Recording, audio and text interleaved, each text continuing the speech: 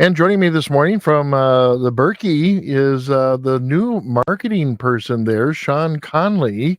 Good morning, Shawn. Good morning, Mark. Thank you so much for having me. Well, tell us a little bit about yourself and how you ended up at the Birkie, ended up here in Hayward. What's your background and where are you from? Sure, absolutely. So I'm originally from Green Bay, Wisconsin. I've worked in television and radio and content marketing for a long time, and really have been involved in outdoor active sports for a long time too. I'm a avid runner, mountain biker, and Yeah. skier, of course, as well. Especially in the past few years here, I've gotten much more into cross country skiing. Did my first quarter last year, so I know there's a lot of people out there with way more Berkey experience than I do. But the way I kind of got involved with it was a colleague of mine is also a drone pilot and was doing a lot of work for the Berkey, and he subcontracted me because I'm also an FAA licensed drone pilot. So he licensed me for the past few years to help him out with some drone flying. And when I saw that the position was opening up, I said, "Hey, this is kind of right in my wheelhouse." And I've been getting up here more often. Love the Northwoods. Love getting up Sure. north and experiencing the trails up here, and just the people are absolutely amazing. So it kind of jumped in and I said, "There's an opportunity to work with the American Birkebeiner and help it grow just way beyond skiing. I mean, all of the trail running and the fat tire biking, and now everything that's happening with Mount Telemark Village." Just seemed like a really great opportunity Oh, to jump yeah. in. Yeah. There's going to be, I'm just really surprised and happy for the year-round activities that the Birkie organization has been bringing to this area. It's a big deal. Absolutely. And I think just, they're actually working right now. We're working with the UW Extension to actually do a new economic impact study on the area to see kind of what that actually brings in here as far as numbers. The last one was done in 2012. And so really excited to see what comes of that at the end of this year, at the end of 2024. We should start seeing some of that economic impact study results. Yeah, right. Okay. Well, this has been kind of an interesting winter. Not quite the winter we'd like to start off with, and been pretty dry and pretty minuscule. But thank goodness for snow cannons, huh? Absolutely. No, absolutely. We're extremely fortunate at the American Birkebeiner Ski Foundation to have so many generous donors over the years that really have helped prepare us for a year like we have here, where Mother Nature isn't quite cooperating. But Yeah. we've had the trails open at the Birkie Trailhead for a couple weeks now. We have adjusted a few of our events. This upcoming weekend is the Sealy Hills Classic. Hmm. Instead of its normal 42K loops, we've now driven that down to 15K and a 30K loop, and those routes are being finalized today. And today should be all finalized. Yeah. So that is still happening this weekend. So everything that we have had lined up for the next few weeks here is still going to happen, just in a little bit of a modified version. We have 4 kilometers now open at the Birkie Trailhead. And as we look towards the future and towards the Birkie event, the main event for Birkie Week, all those events will still happen in one way, shape, or form. Over the years, the Birkie has shifted so much from the trail itself to whether it's a bad snow year or a good snow year. So I think we're prepared for plans B, C, D, and E. Oh, really? Yes. We've gone that deep. Yeah.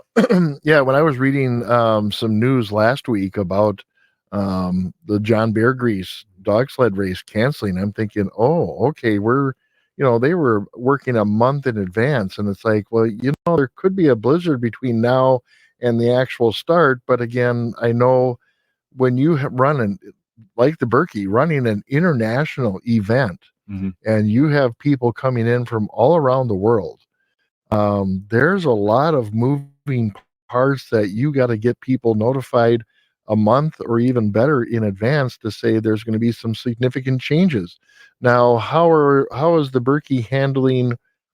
Again, we're hoping we get that blizzard and we get that 6 feet of snow. Maybe that's too much. Hey, no, we'd love it. At this point, we'll take it. At this point, we'll take it. We'll deal with 6 feet any way you can. Yeah. To get that out here, what is, again, I know Ben has been out and he's been telling people we're having the Birkie. Mhm. We're going to do it no matter what. So with snow, we're going to be doing all the traditional races that we have during Birkie week. And then what is plan B? Again, depending on what plan B is, what if we have as much snow on the ground now as we will in a month? What's the idea?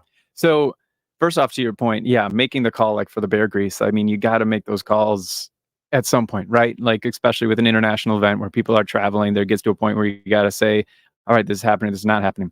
The reason we're able to say like we're confident that we're doing it is that we have the capabilities to cover at least up to 10 kilometers at that Birkie trailhead. So with that, we'll be able to have the race in some way, shape, or form. I was just doing some reading this past week of past Birkies, right? And in 1981, they called it with the bikini Birkie. I think the bikini bikini biner is what they called it. The bikini biner, 1981. It was 65 degrees that day, and they had over 300 volunteers in the woods shoveling snow out onto the trail, right? Yeah. So there's always, I think that's the most amazing part about the cross country ski community is that they're resilient people, right? And it's the resilient people that are putting on a resilient race. So one way or another, we'll have it covered. But the 10 kilometers of snowmaking that, again, this weekend we'll have up to 4 made, and they're literally going around the clock because that best time of day actually to make that snow is at night when everything's much colder and the ground's frozen. So we have our trail crew team, which is, best in the country, best in the, I would venture to say the world, if I could speak that, but they are working around the clock to make sure that we have enough snow to have a successful event no matter what. Wow. That's a lot of snow. My goodness, to be running overnight like that. And of course, the next week you're going to have below zero weather. So that'll be ideal snowmaking weather. It will be ideal snowmaking weather and ideal for the staff to be bringing soup out to the other staff that's going to be working the trails because it's ideal snowmaking weather. And of course, we got to keep our people warm and happy. But well, there was the year just recently where we had to truck in snow to Main Street. And that could be the scenario this time of year. So yeah, that's a lot of snow to make up to truck it in. From these different locations. So, wow. What's unique about the Birkie now? Talk about this visitor that we have coming to this year's Birkie. We have an Olympian coming to the community. Talk about that. Absolutely. Jessie Diggins, world-class skier, best cross-country skier in the world right now, just by her record, if you look at it, is coming. And we're all very excited about that. There's just going to be so much excitement around being able to hit the trail with her.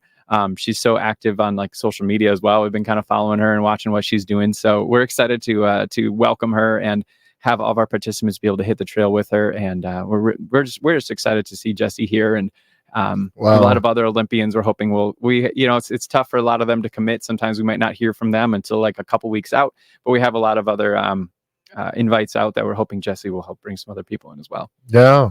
Yeah, and the recognition of that person bringing to the Birkie that to that community, it's a great opportunity. 100%. Wow. Yeah. So just for all of our participants to again be out there with world-class skiers, particularly literally the best skier in the world right now. Yeah.